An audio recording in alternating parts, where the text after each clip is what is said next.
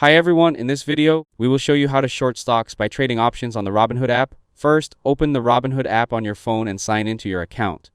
Before you begin, make sure your account is approved for options trading. Tap on your account icon, open the menu, and verify that options trading is enabled for your account. Now use the search bar to find the stock or ETF you believe may decrease in price. Open the stock's detail page. Take a moment to review the stock chart, recent news, analyst ratings, earnings date, and overall market trend before placing a trade. Now tap trade, then select trade options. Choose an expiration date that matches your trading strategy.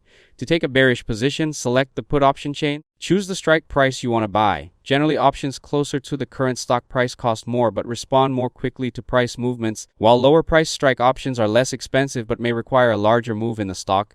Tap the put option you want to purchase. Review the option premium, break-even price, implied volatility, open interest, volume, and the maximum possible loss before continuing.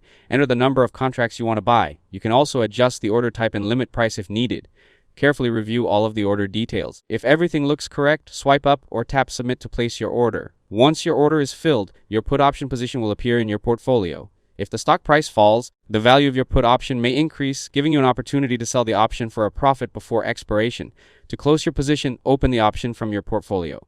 Tap sell. Review the estimated proceeds and current profit or loss, then submit the order. You don't have to hold the option until expiration. Many traders choose to close their position early if they reach their profit target or want to limit potential losses. Keep an eye on time decay, also known as theta, because options lose value as they approach expiration if the stock doesn't move as expected. Also pay attention to implied volatility, as changes in volatility can affect your options price even if the stock itself doesn't move much.